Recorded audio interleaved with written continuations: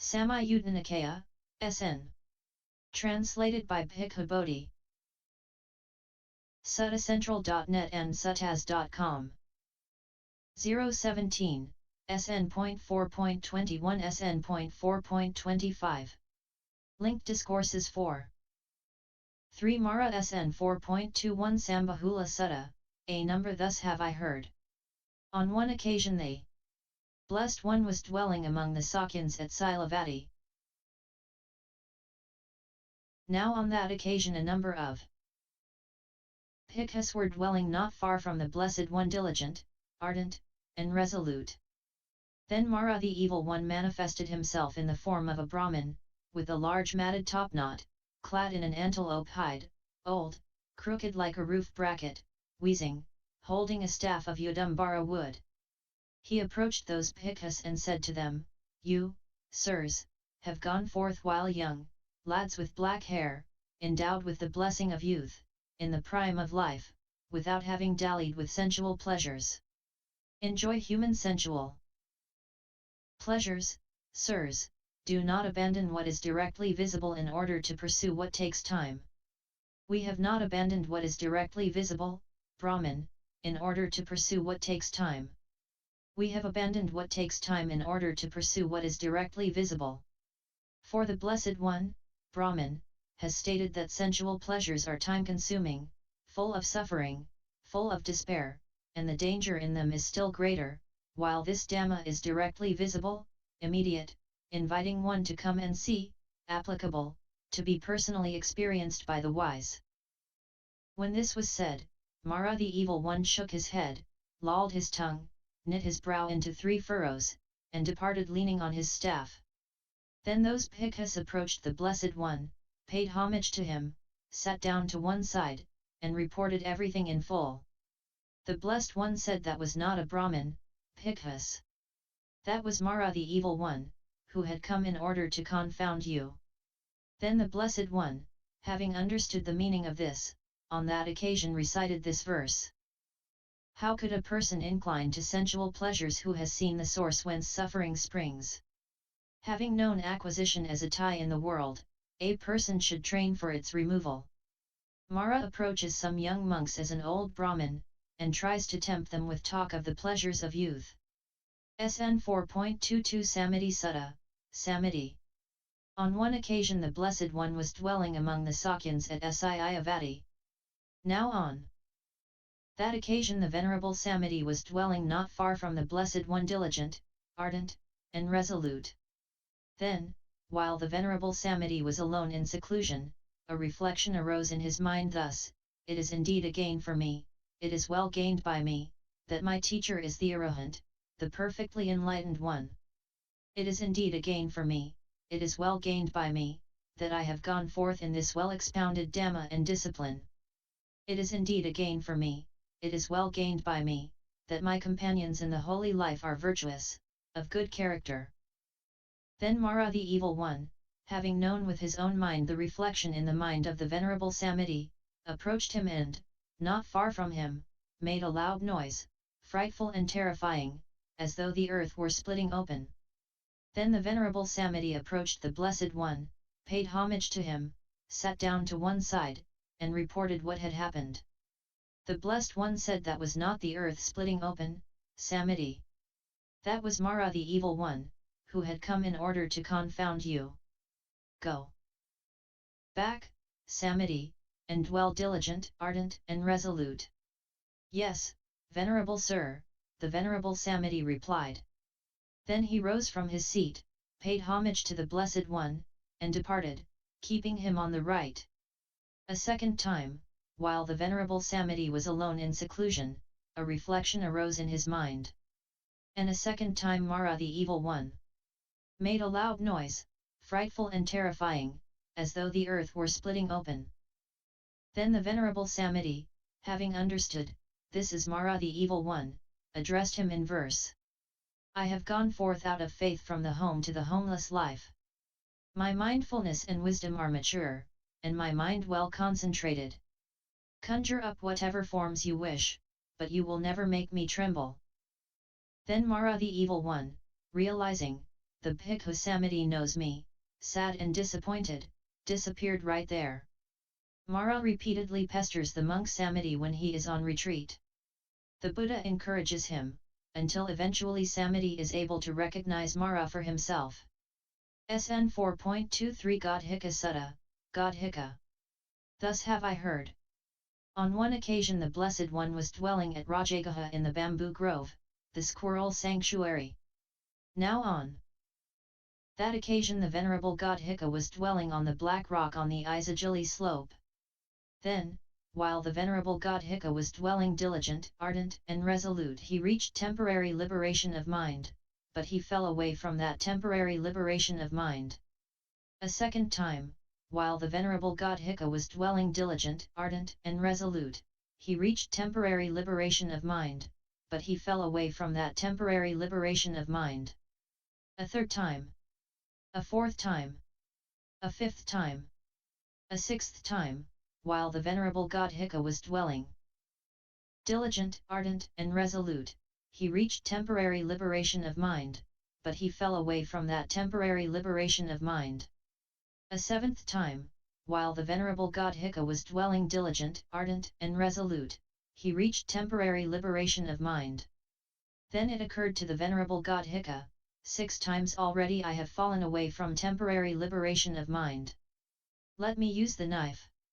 Then Mara the evil one, having known with his own mind the reflection in the venerable Godhika's mind, approached the Blessed One and addressed him with these verses. O great hero, great in wisdom, blazing forth with power and glory. I worship your feet, one with vision, who has overcome all enmity and fear. O great hero who has vanquished death, your disciple is longing for death. He intends to take his own life, restrain him from this, O luminous one. How, O blessed one, can your disciple one delighting in the teaching? A trainee seeking his mind's ideal take his own life, O widely famed.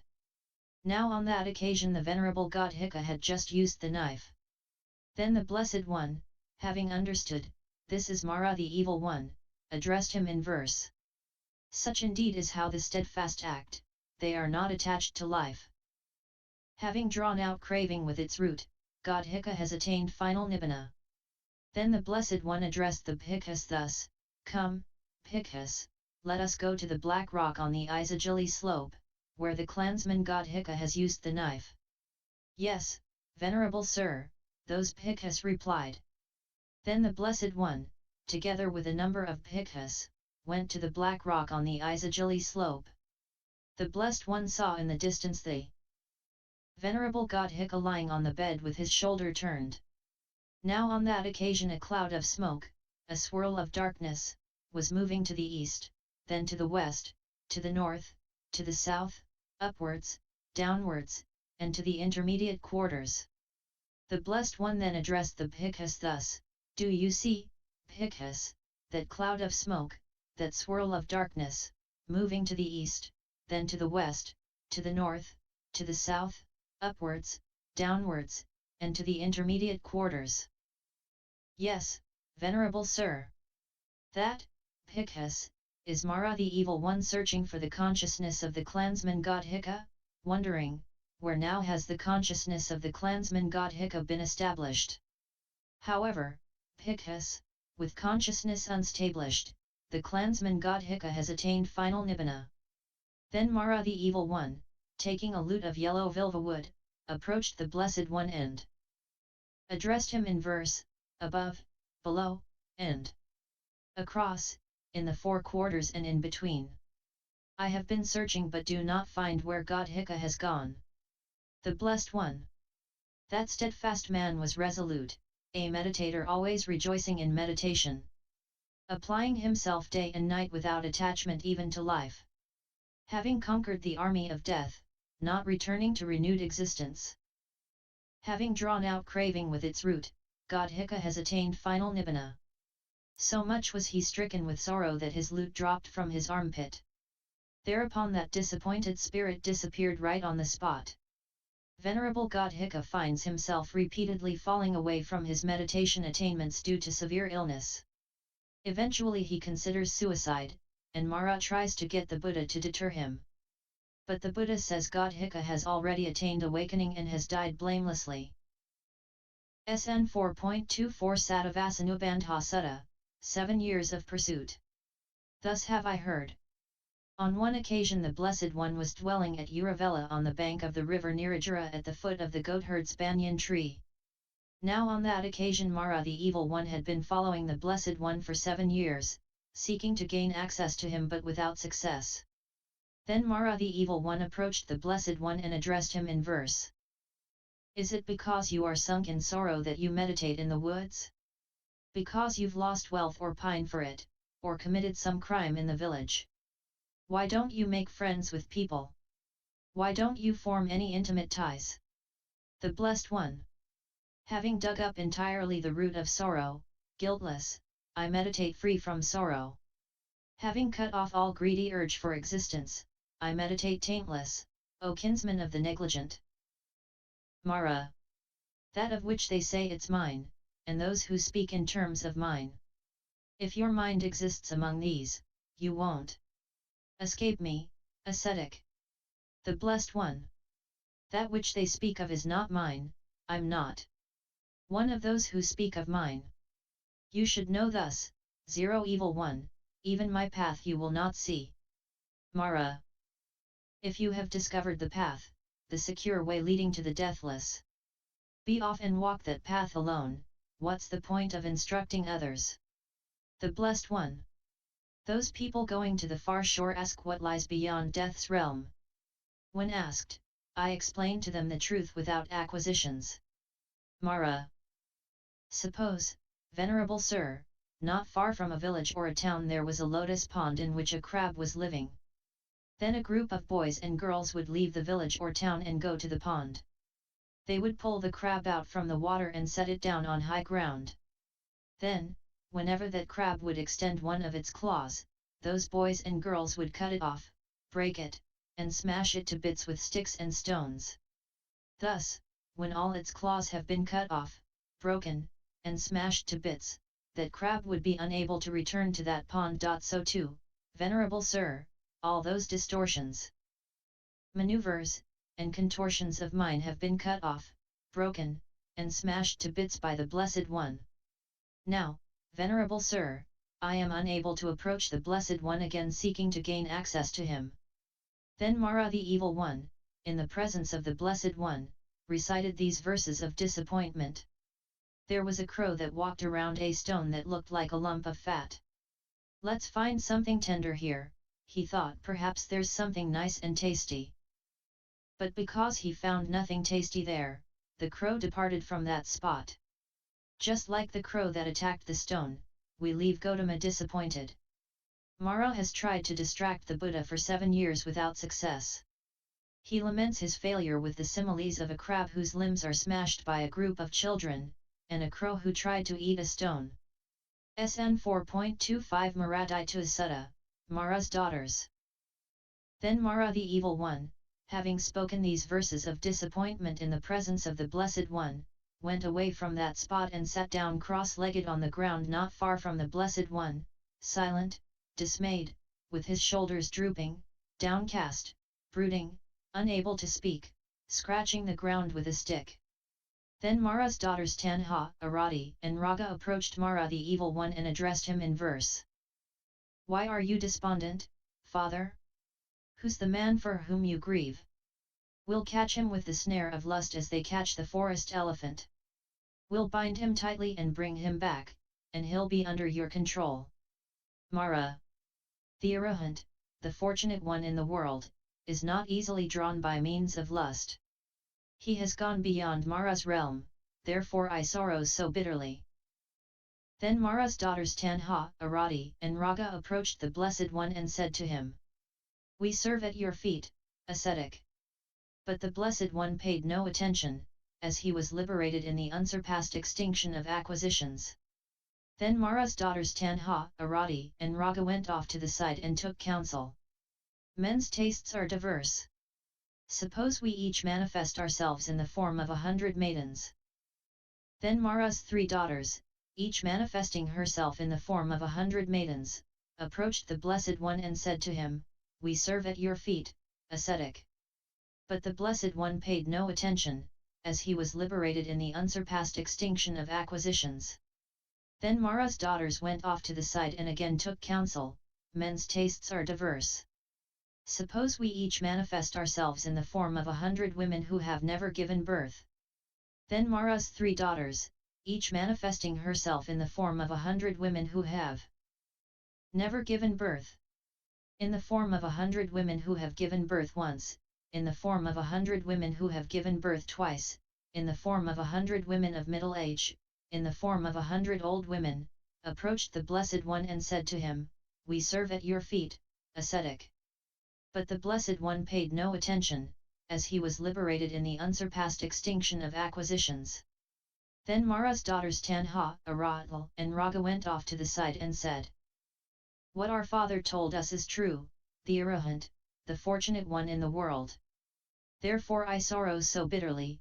If we had assailed with such tactics any ascetic or Brahmin who was not devoid of lust, either his heart would have burst, or he would have vomited hot blood from his mouth, or he would have gone mad or become mentally deranged, or else he would have dried up and withered away and become shriveled, just as a green reed that has been mowed down would dry up and wither away and become shriveled." Then Mara's daughters Tanha, Arati, and Raga approached the Blessed One and stood to one side. Standing to one side, Mara's daughter Tanha addressed the Blessed One in verse. "Is it because you are sunk in sorrow that you meditate in the woods?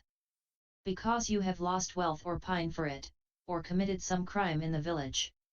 Why don't you make friends with people? Why don't you form any intimate ties?" The Blessed One, having conquered the army of the pleasant and agreeable, meditating alone, I discovered bliss. The attainment of the goal, the peace of the heart. Therefore I don't make friends with people, nor will I form any intimate ties. Then Mara's daughter Arati addressed the Blessed One ir verse. "How does a bhikkhu here often dwell that 5 floods crossed, he here has crossed the 6th? How does he meditate so sensual perceptions are kept at bay and fail to grip him?" The Blessed One, tranquil in body, in mind well liberated, not generating, mindful, homeless. Knowing Dhamma, meditating thought-free, he does not erupt, or drift, or stiffen. When a bhikkhu here often dwells thus, with 5 floods crossed, he here has crossed the 6th. When he meditates thus, sensual perceptions are kept at bay and fail to grip him. Then Mara's daughter Raga addressed the Blessed One in verse. "He has cut off craving, faring with his group and order, surely many other beings will cross. Alas, this homeless one will snatch many people and lead them away beyond the king of death." The Blessed One, truly the Tathagatas, the great heroes, lead by means of the true Dhamma. When they are leading by means of the Dhamma, what envy can there be in those who understand? Then Mara's daughters Taksma, Arati, and Raga approached Mara the evil one. Mara saw them coming in the distance and addressed them in verses. "Fools! You tried to batter a mountain with the stalks of lotus flowers. To dig up a mountain with your nails, to chew iron with your teeth. As if, having lifted a rock with your head, you sought a foothold in the abyss. As if you struck a stump with your breast, you part from Gautama disappointed." They had come to him glittering with beauty Tanha, Arati, and Raga. But the teacher swept them away right there as the wind, a fallen cotton tuft. Depressed, Mara laments to his 3 daughters of his failure to distract the Buddha. So they take on the task themselves, and assume a variety of sensuous forms to tempt him. But they fail too, and Mara castigates them for being so presumptuous. References: 1 www.accesstoinsight.org